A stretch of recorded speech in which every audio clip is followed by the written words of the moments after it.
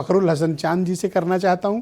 तो चांद साहब, ये बताइए कि अचानक से आजम खां के लिए इतनी मोहब्बतें और शिवपाल यादव का जाना, लाओ लश्कर के साथ जाना और उनको गृह मंत्री बनाएंगे ऐसा आश्वासन देकर आना, अभी तक तो आजम खां के प्रति आप लोग का रुख क्लियर नहीं रहता था, अचानक से इतनी बड़ी मोहब्बतें, कारण क्या है? देखिए ब्रिजेश जी, आदरणीय आजम साहब समाजवादी पार्टी के बड़े नेता हैं, बड़े लीडर हैं और कभी इस बात को नकारा किसी व्यक्ति ने नहीं, किसी पार्टी के नेता ने नहीं। और आदरणीय शिवपाल यादव जी, वो उनसे मिलने गए थे, मुलाकात करने गए थे, जिस तरह से आदरणीय अखिलेश यादव जी भी अभी कुछ समय पहले जब वो जेल से वापस आए तो उनसे उनके परिवार से मिलने गए थे।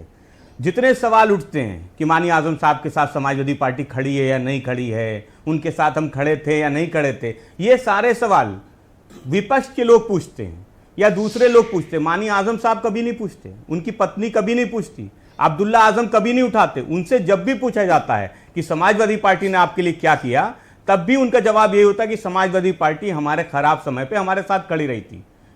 कपिल सिब्बल जी वो राज्यसभा गए, इसलिए गए क्योंकि माननीय आजम साहब के मुकदमे लड़ रहे थे, माननीय आजम साहब की पैरवी थी, इसलिए। अच्छा, मुकदमा लड़ने वालों को आप राज्यसभा भेज देते हो? समाजवादी पार्टी वकील को फीस दी जाती है कि राज्यसभा दी जाती है?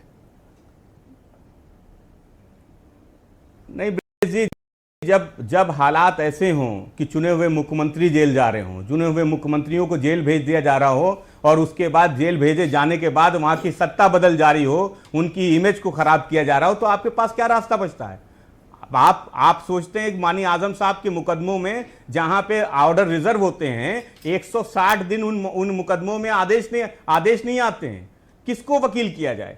कौन जाएगा अदालत जहां मुकदमे रजिस्टर, जहां पे मुकदमे लिस्ट नहीं होते हैं, जहां पे आदेशों के लिए आपको 6-6 महीने इंतजार करना पड़ता है आदेश रिजर्व होने के बाद, जहां पे मुकदमों से माननीय जो जज वो अपने आप को खुद हटा लेते हैं, किसको उनके मुकदमे लड़ने के लिए लगाया जाए? और इस देश में जब से भारतीय जनता पार्टी की सरकार बनी है, आप देखिए विपक्ष के लोगों को कैसे जेल भेजा जा रहा है। आप देखिए झारखंड के मुख्यमंत्री कैसे जेल गए, दिल्ली के मुख्यमंत्री कैसे जेल गए। और आप जब कहते हैं कि समाजवादी पार्टी ने कुछ किया नहीं है, सड़क पे कुछ किया नहीं, सब जानते हैं कि सड़क से कोई रास्ता नहीं निकलेगा, चाहे अरविंद केजरीवाल जी रहे हो, झारखंड मुख्यमंत्री रहे हो, संजय सिंह रहे हो, मनीष सिसोदिया रहे हो, सबको अगर कहीं से कोई रास्ता मिला, कहीं से उनको राहत मिली तो माननीय न्यायपालिका से मिली।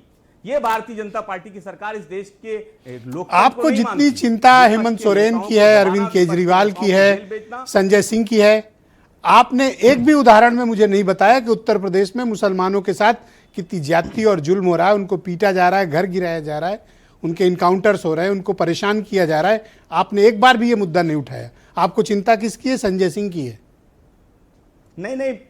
नहीं ब्रिजेश जी, जिस सदन में अब्बा जान कहा जाता हो, जहां लोकसभा में कटवे बोला जाता हो और भारतीय जनता पार्टी खामोश रहती हो, हमें मालूम है कि वो भारतीय जनता पार्टी चाहे देश की सरकार हो या उत्तर प्रदेश की सरकार हो, वो मुस्लिम विरोधी है, वो मुसलमानों के खिलाफ है, वो मुसलमानों के खिलाफ ही पूरी राजनीति करती है। माननीय आजम साहब का क्या अपराध है आप बताइए? अगर आप कह दे कि माननीय आजम साहब कहीं बकरी चोरी, किताब चोरी कर सकते हैं, मैं स्वीकार कर लूंगा। आप बताइए क्या ये मुकदमे सही हैं? पति पत्नी जा रहे थे, शराब की गल्ले को लूट लिया, आप बताइए, मैं आपसे पूछूं, आप ईमानदार, आपकी सच बोलने वाले, मैं आपसे कहता हूं, आप बताइए, आपको चिंता सिर्फ अपने बड़े नेताओं की है, आम मुसलमानों से आपका कोई वास्ता नहीं है। उनके साथ कितनी जुल्म ज्यादतियां हो रही हैं, उन पर आप क्यों नहीं आवाज उठाते हैं? चिंता सिर्फ आजम खां की है, क्यों? क्योंकि वो बड़े नेता हैं।